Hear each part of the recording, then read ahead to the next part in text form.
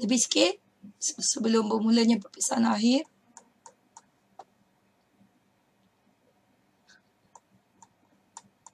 Anda sekarang di sidang video yang kelima, iaitu falsafah sains sosial, dan topik yang kita akan bincangkan adalah implikasi falsafah sains sosial ke atas pendidikan. I'm really sorry, I cannot speak much. Okay, tapi kita akan pergi ke link slide.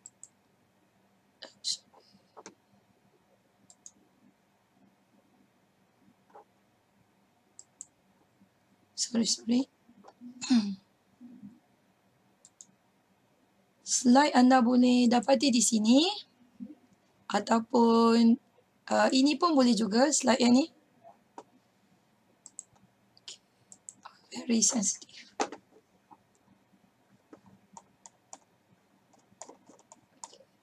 Untuk mereka yang tidak menduduki peperiksaan berterusan semasa kursus intensif, PB gantian akan dilaksanakan. Okay. Anda akan dimaklumkan dalam waktu yang terdekat. Okay, tak semestinya saya, besar kemungkinan dengan Dr. Chua. Okay, slide. What happened? Okay. We have the slide. Okay, slide ada di sini. Kemudian saya perlu buka. Why? Somebody change the mouse setting. I'm not used to this. Sorry.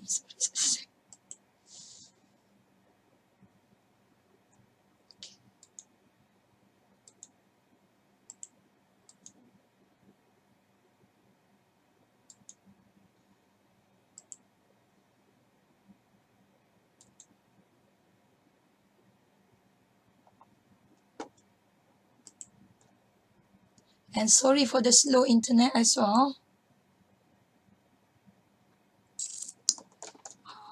Sorry, I would prefer to have a back session instead of video conference like this.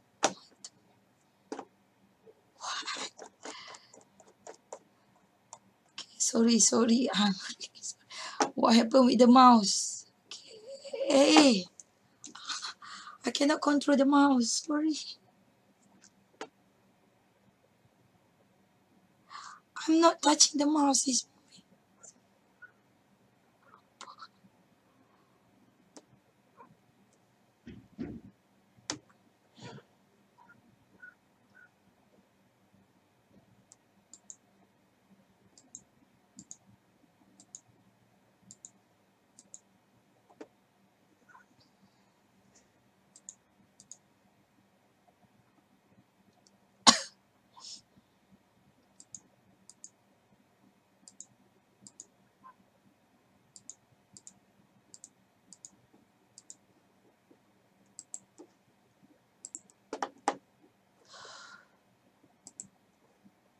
Okey, implikasi falsafah sains sosial terhadap penyelidikan. Okey.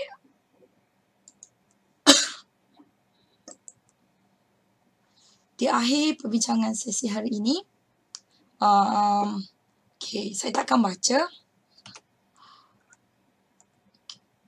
Saya tak akan baca yang ini. Saya akan tunjukkan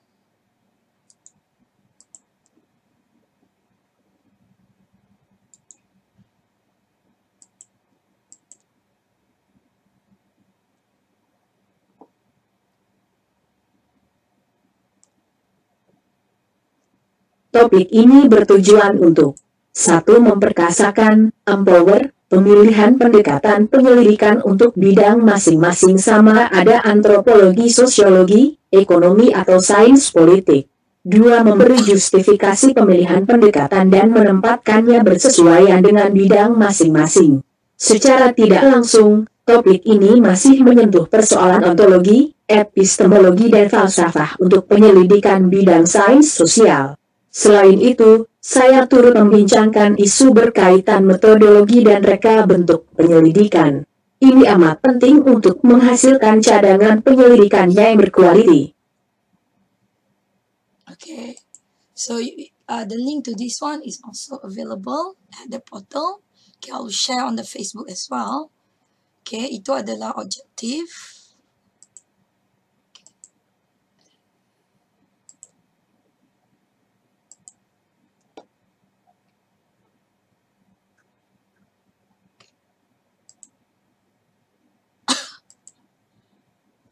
Okay, seperti yang anda lihat di skrin, okay, anda sekarang telah pun berada di Paras 200, di mana ini turut melibatkan kursus-kursus punya yang anda telah duduki, pengantar antropologi sosiologi, pengantar ekonomi, sains politik, dan kini anda berada bersama saya untuk falsafah sains sosial.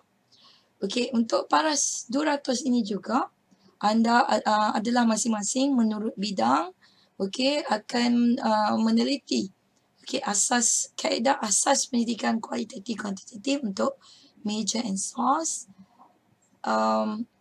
kaedah pendidikan ekonomi untuk bidang ekonomi, dan kaedah pendidikan sains politik untuk dan juga falsafah sains politik untuk mereka yang major sains politik. Seterusnya di para 300 dan 200 dan 400 untuk ENSOS anda akan menduduki kursus menjalani kursus penyediaan cadangan penyidikan, research proposal, dan juga kaedah perancangan report. Okey, ini untuk ENSOS. Manakala untuk ekonomi di para 300 adalah kaedah kuantitatif ekonomi. Manakala untuk sains politik adalah usul penyediaan usul pendidikan sains politik. Ini di para 400 tahun depan. Okey, lagi 2 tahun. Okey, dan di tahun akhir anda masing-masing akan menyediakan projek sama ada untuk bidang ENSOS iaitu selected social issues, okey, isu ekonomi terpilih ataupun disertasi sains politik. Okey, so ada persamaan dan perbezaan. Kesemua projek tahun akhir ini adalah di bawah payung bidang pendidikan sains kemasyarakatan, social science. Okey, anda telah belajar bersama saya untuk topik 4. Okey, terdapat persamaan dan juga perbezaan di antara sains tulen dan sains sosial. Okey, samanya dari segi penggunaan perkataan sains itu sendiri, iaitu kita akan menggunakan kaedah saintifik. Okey, kaedah saintifik ini pula terbahagi kepada dua, iaitu kaedah kuantitatif ataupun kaedah kualitatif. Untuk bidang ekonomi terutamanya, yang lebih berbentuk kepada positive economics, ada juga bahagian ekonomi yang berbentuk normatif, tapi kecenderungan teori ekonomi yang digunakan untuk silibus anda adalah positive economics, ianya adalah lebih kepada kuantitatif. Manakala untuk ENSOS dan politik, ia bukannya berbentuk kuantitatif tapi lebih kepada normative statements. Maksudnya anda perlu membuat judgement. Di sini pentingnya apa yang anda pelajari tentang sistem nilai, okey, ataupun tentang keadilan, tentang estetika, okey, yang anda telah pelajari bersama Dr. Chua. Dan itu akan menentukan penyelidikan anda dari segi kaedah kualitatif.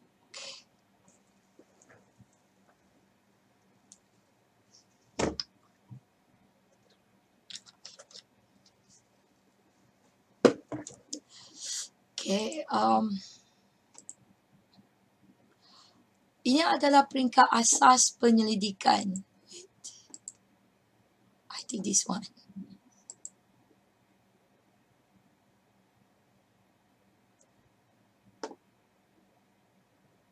Satu. Apakah tujuan Oh, bukan. Must be this one. 2. Siapaka di antara toko berita Sorry, not this one. Oh, I have another. Okay. Peringkat asas pendidikan. Sorry, it should be this one.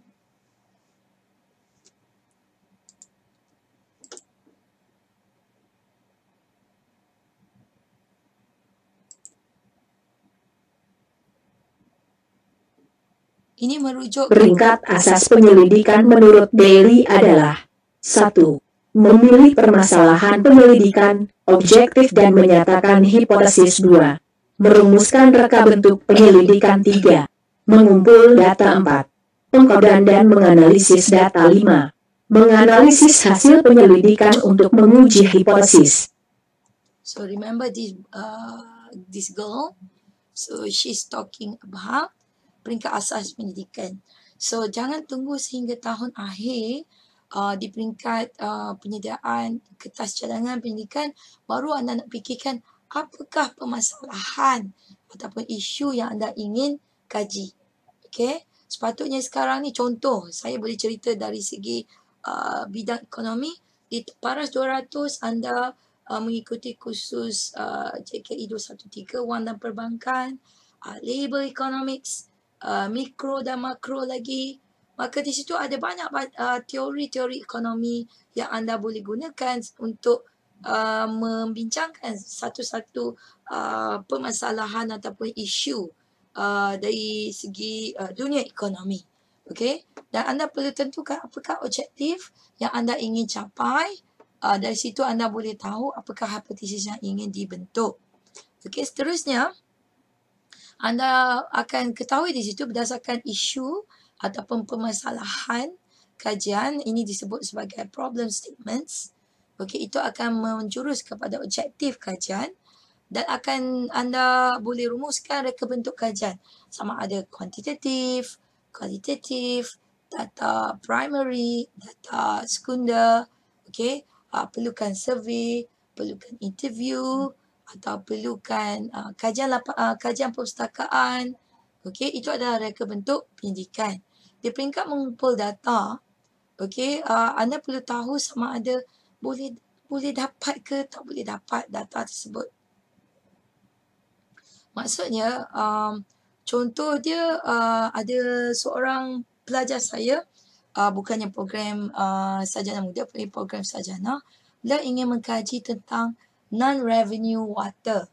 Okay, non-revenue water adalah merujuk kepada jika kita lihat sistem pembentungan paip air, bekalan air, okay, yang dibekalkan oleh contohnya Perbadanan Bekalan Air Pulau Pinang, okay, Sains Negeri Sembilan, okay, dan lain-lain negeri. Syarikat yang menguruskan bekalan air ini mungkin mengalami kerugian disebabkan paip bocor ataupun berlakunya kecurian daripada paip air. So mereka membekalkan air dan mengalami kerugian di situ, tidak mendapat bayaran. Itu adalah bentuk non-revenue water. Okay.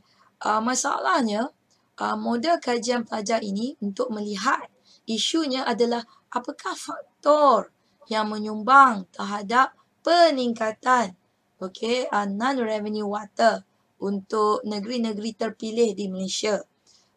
Beliau ingin kaji contoh dia Pulau Pinang dan Negeri Sembilan.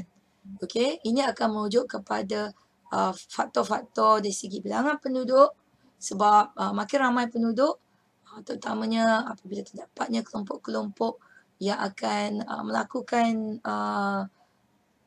pencurian air ataupun pembangunan lebih pesat menyebabkan permintaan lebih tinggi, maksudnya menyebabkan paip bocor. Okey, beliau perlukan data di kedua negeri di peringkat bulanan.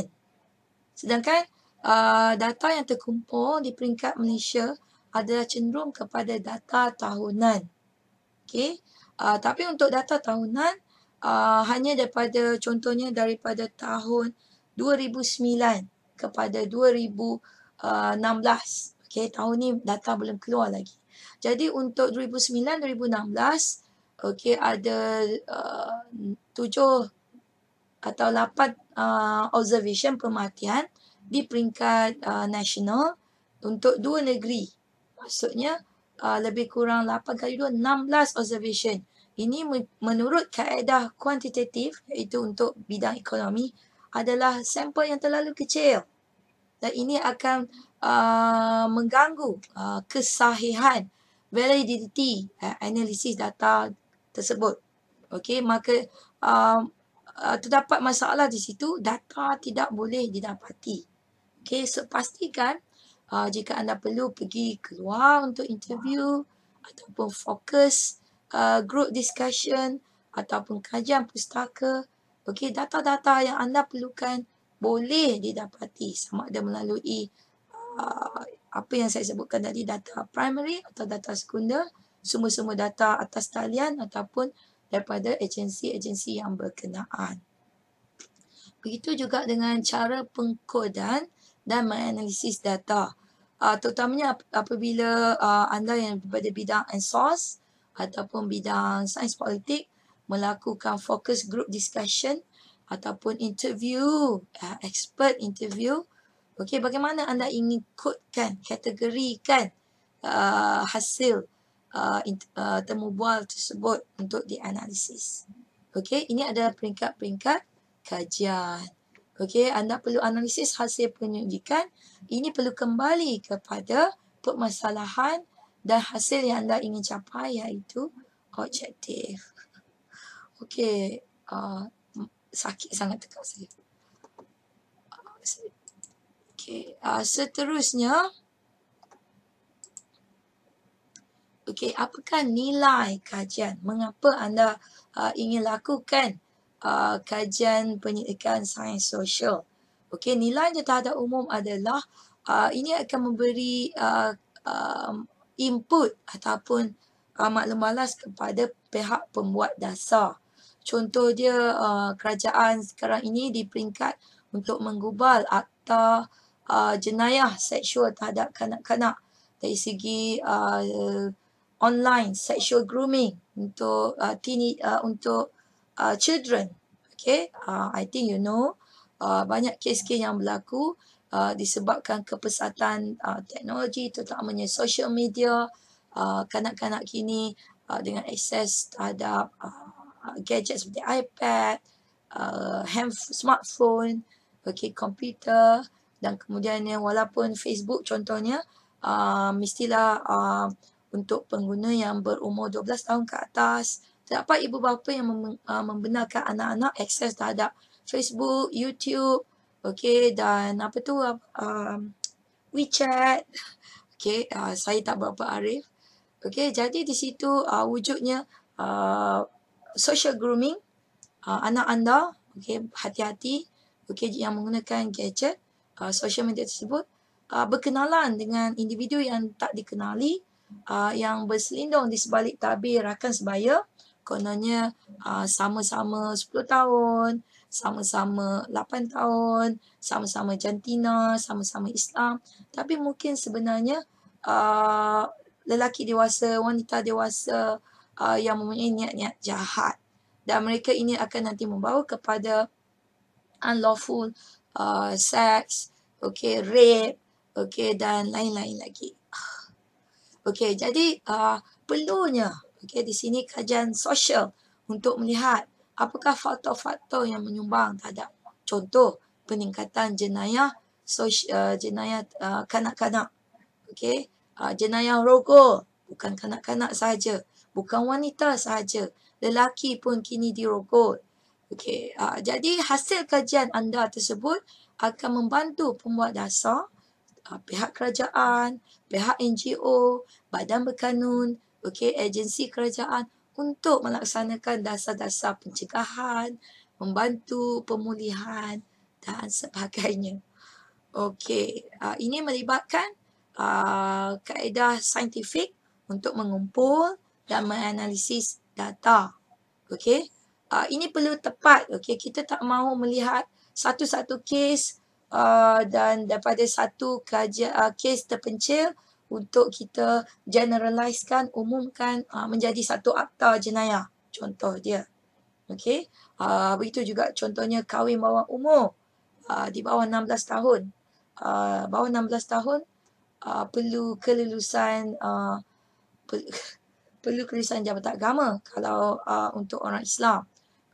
Adakah perlu ditingkatkan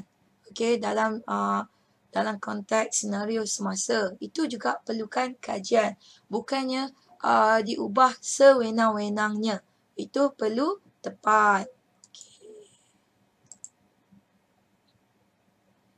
Yang ini kita akan lihat Okey.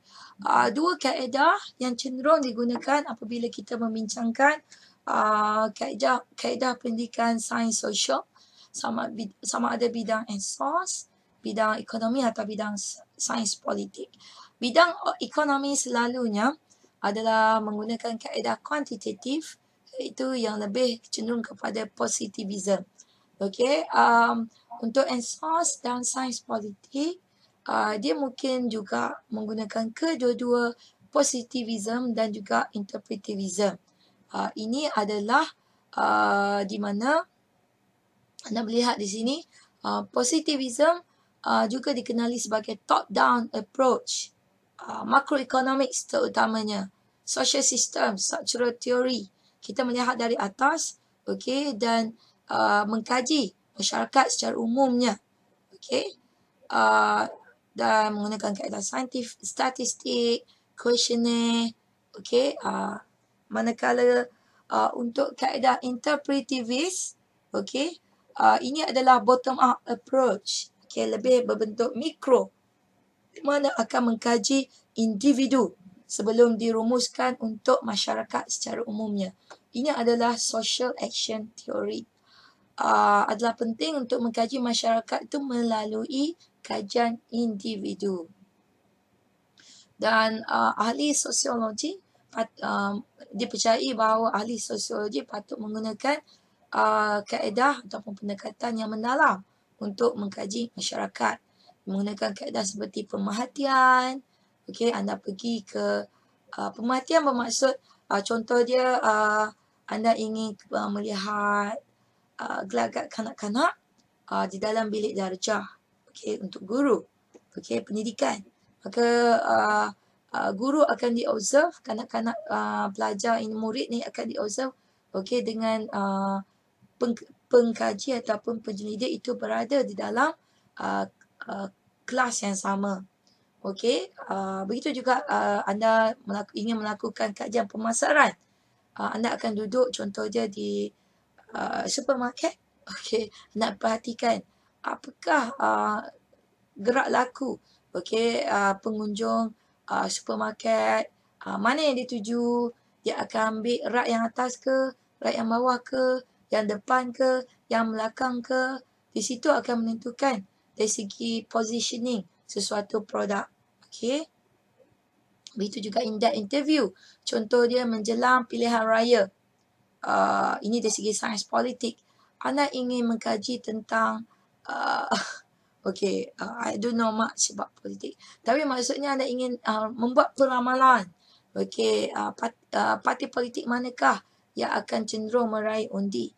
Jadi sebelum pilihan raya umum berlangsung, anda ingin meramalkan, maka ini perlu dilakukan interview secara mendalam lebih awal dengan pihak-pihak yang berkepentingan. Okay, ini adalah bentuk-bentuk pendekatan. Okay. Ada soalan tak? Okey, ini adalah secara lanjut lagi yang saya sebut dari segi positivism, interpretivism, ini adalah kepala ataupun asas dia. Okey. Seterusnya dia kembangkan lagi kaedah kuantitatif ataupun kaedah kualitatif ni.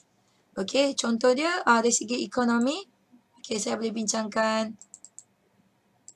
Okey, positivism.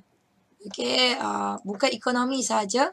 Okey, tapi saya mampu terangkan sebab saya adalah pengurus khusus untuk quantitative economics.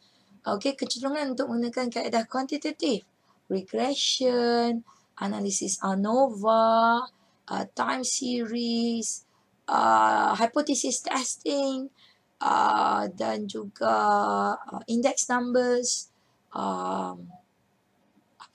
dan banyak lagi. Ini akan, okey, contohnya ingin kaji tentang FDI di Malaysia berdasarkan perangkaan yang dikeluarkan oleh Jabatan Statistik Malaysia, Jabatan Perangkaan Malaysia.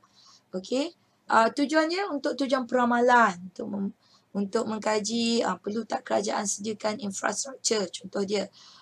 Dari segi GDP Malaysia, KNK, okey, perlunya di situ untuk melihat isu dia ada tak pertumbuhan ekonomi berlaku. Okay, economic growth. Okay, perlu dilihat perbandingan KDNK, KNK, per capita income, okay, pendapatan benar, okay, Malaysia, antara tahun, perbandingan across the years. Mungkin juga kita ingin bandingkan pertumbuhan ekonomi Malaysia dengan negara jiran. Okay, dengan negara yang lebih maju. Okay, dengan negara yang sedang membangun lain. Itu adalah perbandingan antara negara. Okay, comparison among across countries. Okay, mengapa perlu kita lihat isu economic growth? Ini disebabkan kerajaan perlu rangka dasar. Jika ekonomi tidak berkembang, seterusnya kerajaan perlu pertimbangkan sama ada dasar fiskal mengembang, perlu tak kurangkan cukai, tingkatkan perbelanjaan kerajaan, perlu tak tingkatkan pemberian BRIM. Okay, itu adalah satu bentuk transfer payment. Okay, ataupun di segi dasar kewangan mengembang, iaitu kurangkan tingkat kadar faedah, tingkatkan pelaburan kerajaan dan juga tingkatkan pelaburan swasta. Itu adalah kaedah kuantitatif. Okay, so tujuan dia, okay, kita mahu generalize, okay, untuk keseluruhan ekonomi Malaysia. Walaupun kajian tu untuk tahun-tahun tertentu, okay, contoh dia kajian tu untuk tadi saya sebutkan Penang ataupun Negeri Sembilan sahaja. Okay, tapi hasil daripada kajian tersebut, anda inginkan, negeri-negeri lain di Malaysia pun perlu lakukan yang sama. Anda kaji untuk Malaysia, anda kata disebabkan ini adalah contoh negara sedang membangun, okay, maka negara-negara sedang membangun yang lain seperti Indonesia, negara jiran, okay, Thailand, mungkin boleh menurut langkah yang sama. Itu juga dengan Brazil. Okay, adakah dapatan kajian anda boleh dipercayai, reliable, boleh mewakili, because anda akan menggunakan sampel, kaedah persampelan, okay, bukannya census survey. Adakah ia mewakili keseluruhan populasi? Okay, dan anda telah belajar sistem nilai sebelum ini. Sebagai penyelidik, anda perlulah maksudnya, contohnya isu politik itu tadi, tak kiralah anda undi biru ke, hijau ke, okay, dua contoh tersebut, tapi anda perlu asingkan diri anda, okay, fikirkan anda adalah seorang pengkaji, anda adalah seorang ahli akademik. Okay, ini bukannya tulisan di Facebook, okay, anda bukannya keyboard warrior yang menulis untuk di blog, menulis ruangan pendapat di surat khabar. Okay, anda perlu menulis secara ilmiah, menilai berdasarkan teori-teori yang anda boleh rujuk. Contohnya untuk sains politik. Dia adalah bebas nilai. Dia tidak, saya ni, contohnya, walaupun saya seorang Islam. Okay, saya tak nak kajilah tentang PAS sebab itu untuk orang Islam. Contohnya, jika anda seorang pengkaji politik, anda perlu kaji. Walaupun parti Islam se-Malaysia. Contoh dia, anda perlu bersifat objektif dalam melaksanakan kajian tentang contohnya peramalan ataupun kesan social media terhadap keputusan pilihan raya umum. Okey, objektif. Okey, kita mengandaikan juga segi antropologi, sosiologi. Kita bukannya lahir di dunia ini dengan sifat-sifat ataupun gelagat yang kita ada. Okey, kita dibentuk oleh masyarakat. Disebabkan saya lahir di kampung, okey, saya orang Islam, orang Malaysia. Apa yang anda lihat hari ini adalah saya yang dibentuk oleh persekitaran saya. Okey, anda bandingkan diri anda ini dalam persekitaran yang anda wujud, okey, tapi dalam peredaran zaman, peredaran masyarakat, contohnya saya kini duduk di bandar, okey, boleh tak contoh dia kita buat style kampung. Okey, contohnya tinggalkan rumah tak berkunci. Okey, rumah tak ada grill. Okey, anda bandingkan pula dengan masyarakat luar negara. Okey, mereka tak makan nasi. Kita orang Asia makan nasi. Okey, itu adalah bagaimana masyarakat membentuk individu. Begitu juga bila kita bincangkan contoh rogo, jenayah rogo itu tadi. Okey, jika banyak perbincangan berlaku maaf saya terpaksa sebut, di negara India berlakunya kes-kes di mana wanita yang keluar rumah di waktu malam dirogol, itu adalah dianggap salah wanita tersebut. Okey, ini adalah kerana masyarakat di India, tak semua ya, tapi umumnya berpendirian bahawa tempat wanita adalah di rumah. Okey, hanya keluar okey untuk keperluan bekerja, mungkin belajar, okey. Dan dari segi negara-negara Middle East, terutamanya Saudi Arabia contohnya, wanita tidak boleh memandu. Okey, wanita perlu diiringi oleh mahram atau untuk contohnya keluar rumah. Okey. Jadi ini apabila berlaku jenayah, okey, seperti rogol tersebut, maka yang disalahkan adalah wanita. Sedangkan kalau anda melihat di dunia barat, okey, kalau wanita yang berjalan di hadapan anda sekalipun bogel, okey, tak berpakaian, okey, anda sebagai seorang lelaki ataupun wanita pun boleh rogol juga, tidak boleh melakukan jenayah. Itu adalah kebebasan individu. Okey, ini adalah satu contoh perbezaan di mana kita berada. Okey, bagaimana masyarakat persekitaran itu membentuk pendirian dan juga mempengaruhi tindakan individu. Semua yang saya sebutkan ini memerlukan kajian lanjut. Dan anda tidak boleh kaji untuk semua satu dunia. Okey, anda tak boleh kaji untuk India. Okey, itu terlalu umum, negara India. Okey, anda tak boleh kaji untuk Malaysia, terlalu umum. Anda perlu kecilkan skop.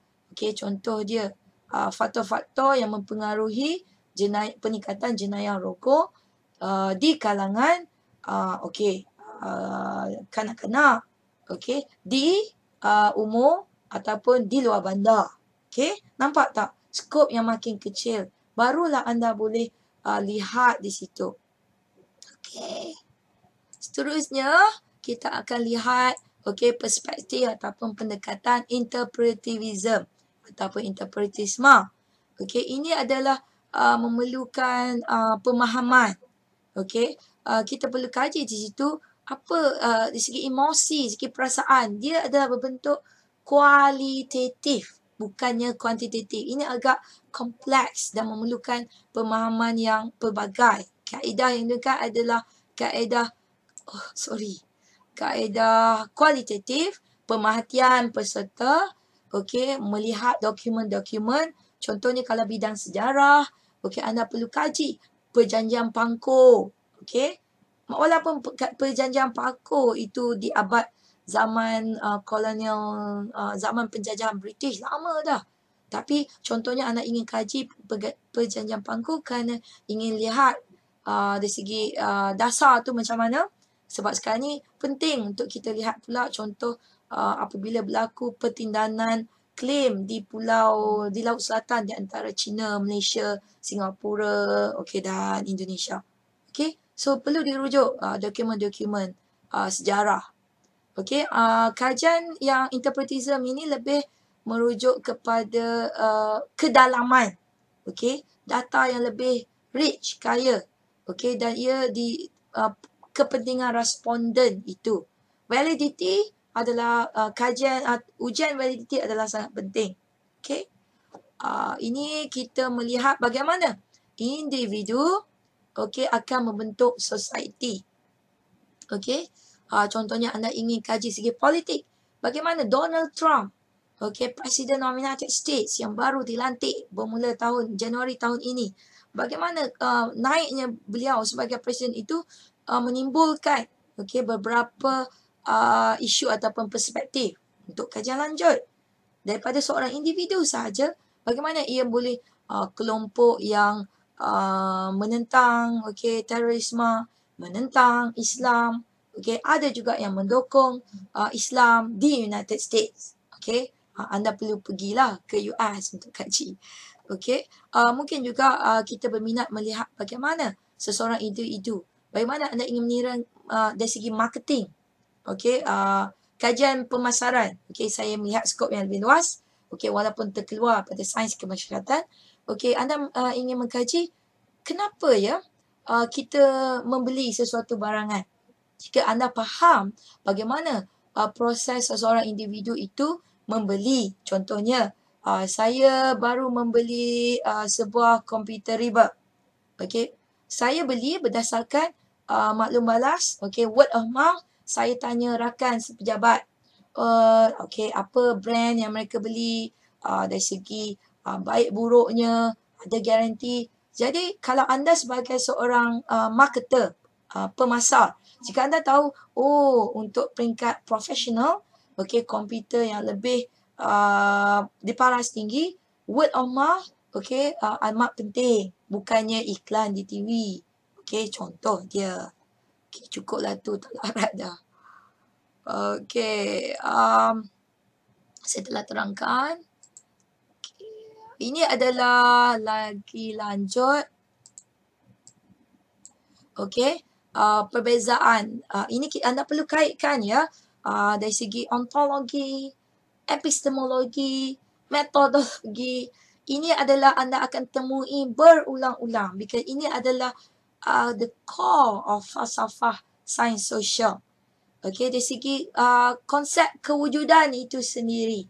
Okey, dari segi sumber ilmu. Sumber ilmu itu berdasarkan pemikiran ataupun sumber itu berdasarkan the five sense. Okey, anda telah kaji. Dari segi kaedah metodologi kuantitatif, kualitatif. Okey, dari segi aksiologi, sistem nilai. Okey, baik lawannya buruk. Okey, cantik, tak cantik.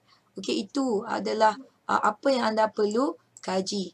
Okey, dari segi kemudian dari segi metrik ini anda boleh lihat perbezaan di antara positivisme. Okey, post-positivism ini adalah nama lain untuk interpretisme. Okey, anda bacalah, saya tak larat. Okey. Okey, ada video juga.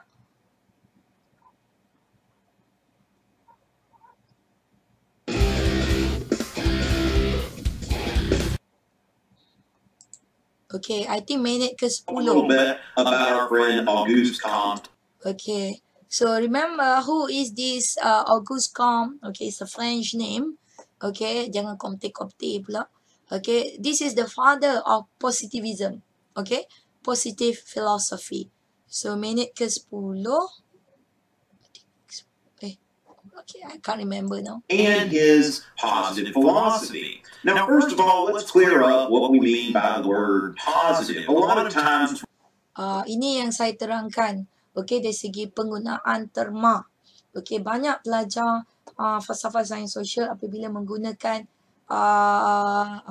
menjawab soalan perpiksaan, anda salah faham tentang terma.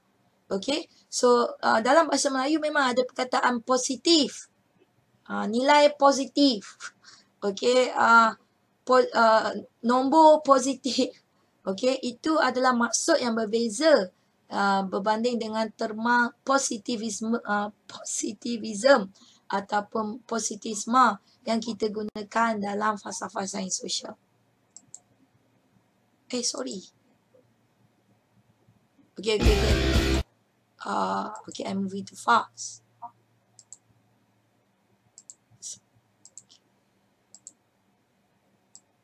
Oh, sorry, too fast. I forgot to discuss this. Okay. Sebelum tu, saya tertinggal satu lagi. Okay, saya tertinggal ni. Okay, apakah nilai kajian anda saya telah bincangkan. Yang ni tertinggal. Okay. Pengalaman penyelidik. Okay. Apa yang dimasukkan kajian sains sosial ni, maksud dia kalau anda kaji seorang lah, kaji tentang suatu perkara, dia dapat hasil macam ni. Okay. Kemudian datang orang kedua, kaji perkara yang sama, tapi mungkin beza sikit. Mungkin berbeza lokaliti, berbeza, banyaklah pun yang berbeza. Tapi dia dapat berbeza. Adakah bermakna yang pertama, yang kedua ni salah? Salah satunya salah, salah satu benar? No. Okey, ia adalah asalkan anda boleh terangkan mengapa anda dapat hasil yang macam ni. Anda perlu terangkan itu adalah di bahagian analisis data, okey, dapatan. Okey, orang lain dia akan kaji dan dia akan dapat berbeza. Asalkan anda boleh terangkan kenapa hasil kajian tersebut berbeza, itu adalah diterima pakai. Okey, jadi di sini kajian boleh diartikan sebagai satu kaedah sistematik. I think ada lagi satu voki. Okey. Ada lagi satu ni.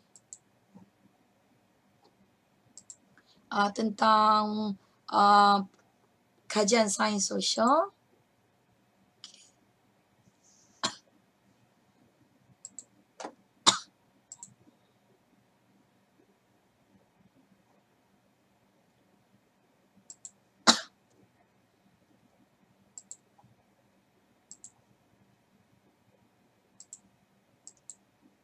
Kenapa tak ada suara saya?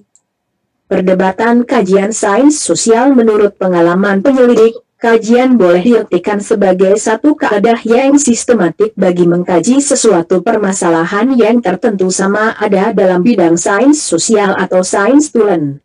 Apakah yang kita hendak ketahui? Bagaimanakah kita boleh mengumpul sesuatu pengetahuan? Kajian dalam sains sosial hanya berfokus kepada sama ada paradigma beraliran positivist atau non-positivist, yaitu interpretivist or post-positivist. Positivism and interpretivism are the two basic approaches to research methods in sociology. Okey. Ini saya menggunakan Voki. Saya tak record suara saya. Ini adalah saya type. Okey. Saya type teks ni dalam aplikasi Voki ni. Kemudian saya pilih Indonesia. Dia tak ada bahasa Malaysia. Kemudian saya pilih orang, perempuan, suara perempuan. Jadi dia adalah machine generated. Jadi itu yang anda dengar yang. Okey, kemudian ayat bahasa Inggeris dia belik. Okey. So ini adalah Voki, anda boleh cuba. Okey, hasilkan teks, audio teks anda sendiri. Okey. So anda boleh rujuk. Sorry. Okey. Okey, done. Okey. Okey, sekarang ni ada beberapa artikel lagi. Okey, anda lihat, okey, artikel ni semua link diberikan di sini. Okey, ini adalah ulang kaji. Saya telah sebut tadi, anda perlu gunakan, okey, falsafah sains sosial. Apa yang anda faham tentang falsafah sains sosial? Anda akan melakukan kajian sains sosial. Tak kiralah kajian ANSOS, kajian ekonomi atau kajian sains politik. Tapi dengan kaedah kuantitatif ataupun kaedah kualitatif. Okey, ianya perlu menggunakan kaedah saintifik. Okey, saintifik itu adalah persamaan sains sosial dengan sains tulen. Okey, jadi apa yang dimasukkan dengan filosofi, metodologi, action research. Okey, anda boleh lihat di sini. Artikel ni saya tak nak baca dah. Okey, tak ada suara saya dah. Okey, kemudian segi pengalaman penyelidik, anda boleh lihat di sini. Okey, kajian kualitatif ni selalu kurang dilakukan. Okey, macam seperti saya sendiri cenderung untuk melakukan kajian kuantitatif yang menggunakan data sekunder. Okey, selalu kajian saya melibatkan contoh dia data tentang sektor pembuatan, output, input, bilangan buruh, nilai modal. Itu adalah data kuantitatif. Jadi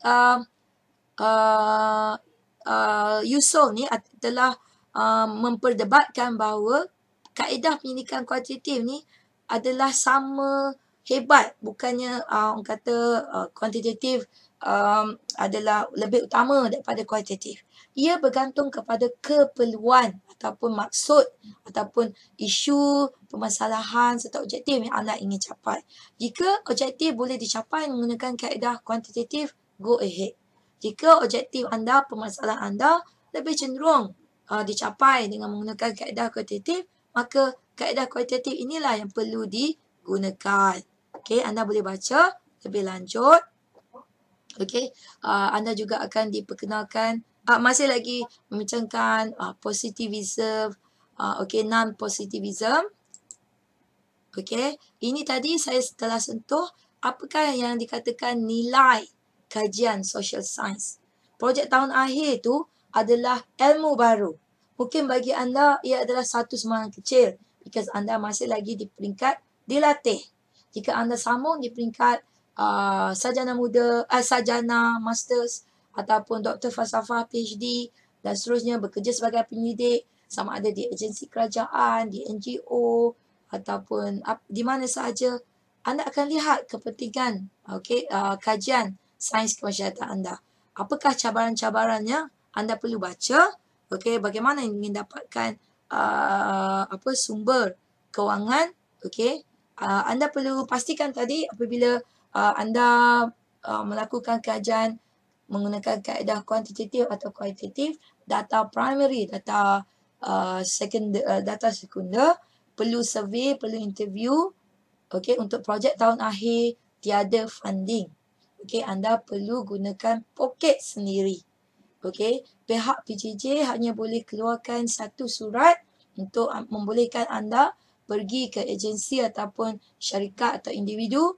Okey, surat itu mengatakan, ya, okey, Razia Adam ni adalah pelajar tahun akhir yang kini menjalani penyelidikan untuk projek tahun akhir bidang ekonomi. Beliau melakukan kajian tentang mohon kerjasama pihak tuan untuk membantu. Itu sahaja. Okey, so jangan pastikan data yang anda ingin gunakan, anda ingin analisis adalah boleh didapati. Kalau tak melibatkan duit, contoh dia anda boleh hantar questionnaire soal sidik melalui email, SurveyMonkey, melalui Google Form. Okey, anda boleh belajar pada saya. Google Form is free. SurveyMonkey juga free. Okey, tapi anda perlu kaedah soal sidik ni anda perlu ingat.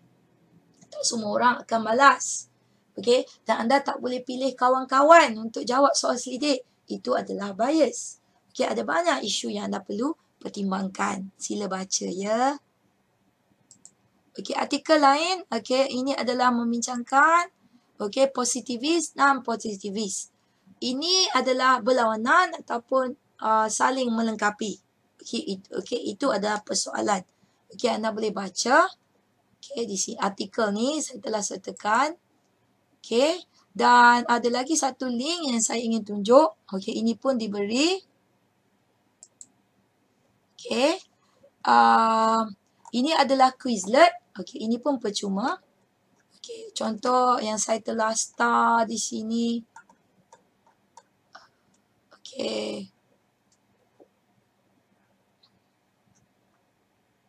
Oh, sorry. Bermula, sorry.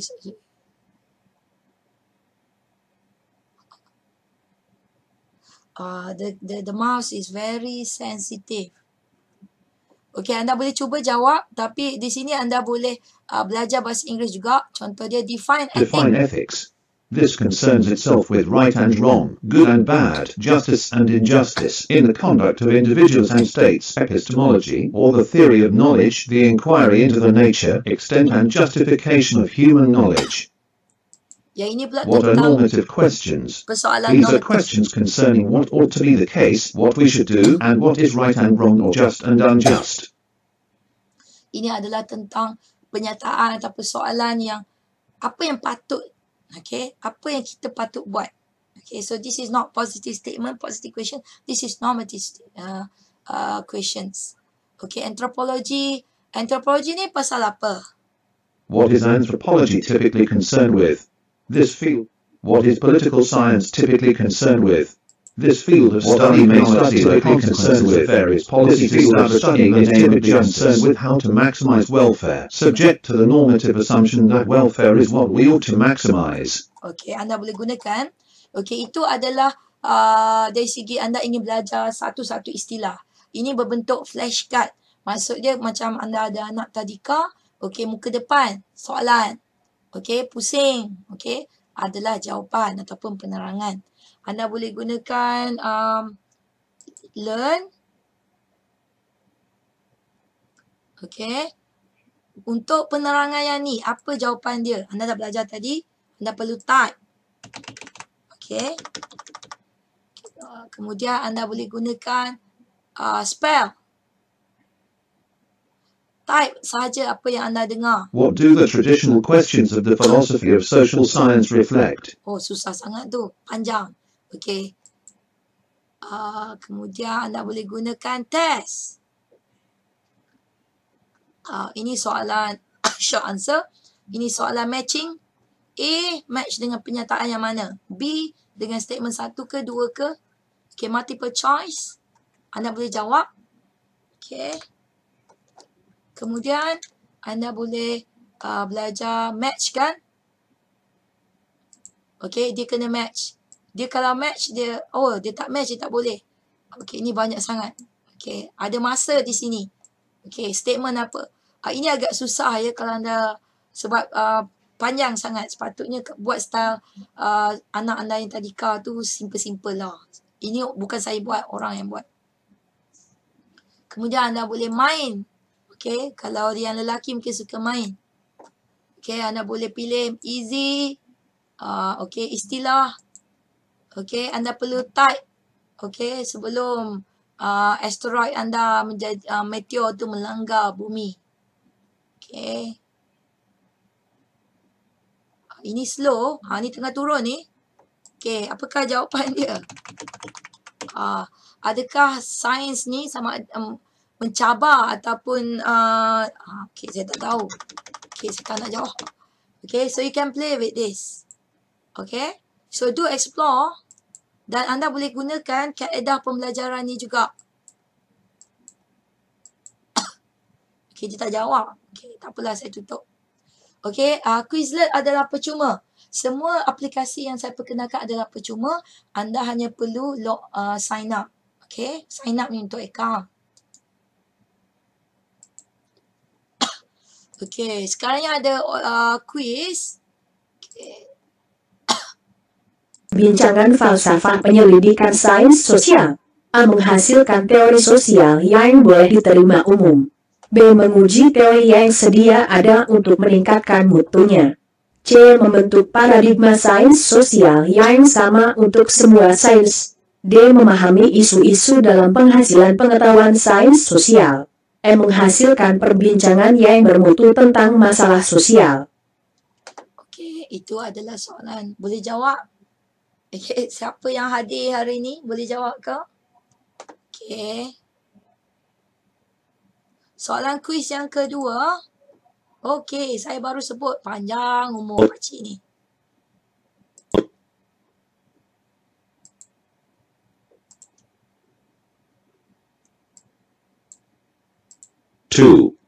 Sayapaka di antara toko Baraka Telemenra Julia Liran Falsafa Positivism. A. Francis Bacon. B. David Hume. C. August Comte. D. Ernst Mach. E. Samuel Terspa. D. Adas. Yang ini saya menggunakan suara lelaki US. Okay, jadi slang bahasa Inggeris. Okay, so you can try. Dan soalan akhir.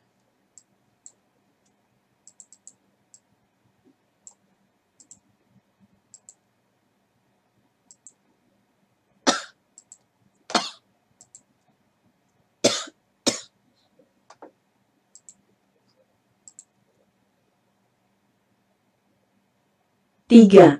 Dalam falsafah sains, persoalan tentang bagaimana pengetahuan dihasilkan atau dengan ringkasnya teori ilmu pengetahuan adalah merujuk kepada persoalan empirisisme. B. Metodologi. C. Epistemologi. D. Ontologi scientific. Okey, tolong jangan ikut cara pronunciation yang ini tak betul. Tapi sebab saya tak ada suara, bolehlah. Okey, so itu adalah semua yang anda telah pelajari hari ini. Okey, so boleh jawab tak ni? Okey, bukan soalan, dia bukan lebih tertumpu pada soalan exam. Tapi ini adalah untuk anda berfikir. Okay, remember, setiap pada anda ini adalah level of wisdom. Sebagai seorang ahli falsafah, anda adalah ahli fikir. Maka anda perlu pastikan, okay, daripada selama ini, anda telah pelajari tentang pengantar ekonomi, pengantar antropologi, pengantar sains politik, falsafah sains sosial, sampai ke titik akhir anda berijazah nanti, setelah menghasilkan kajian pendidikan anda, anda tahu, hasil kajian anda yang kajian ilmiah anda itu adalah menggunakan kaedah saintifik. Maksudnya dia bersesuaian kaedah yang anda pilih dengan bidang anda.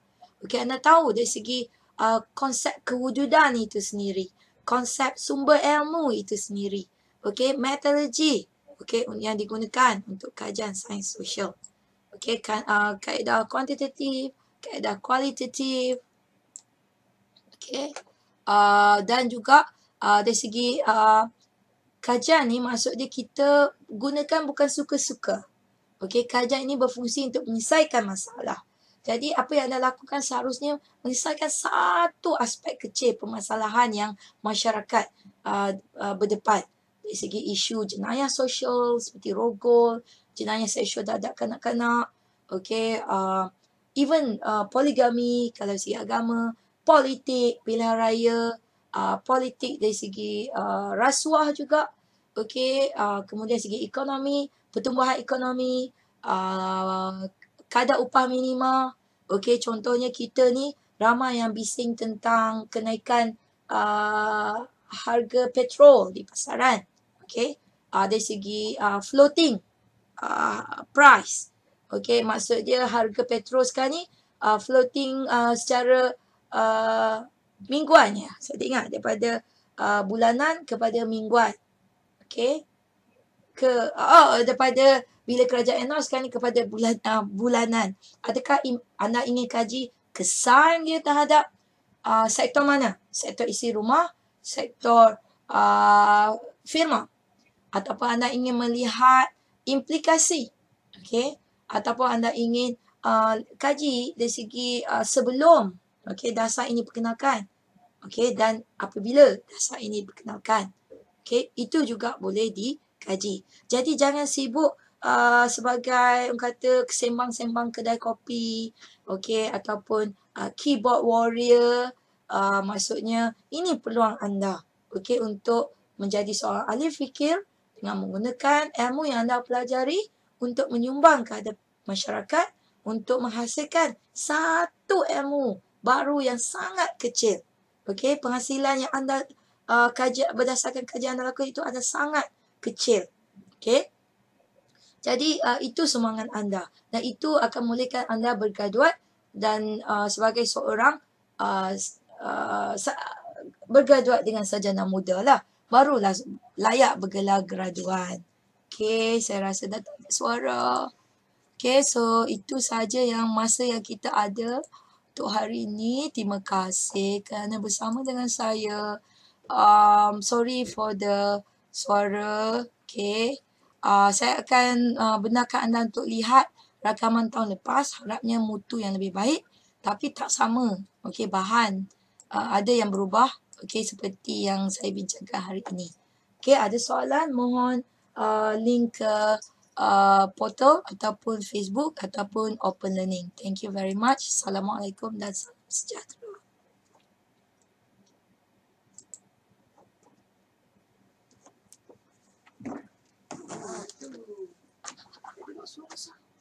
Familiar lah. Tak dekat macam rahsia kuantitik.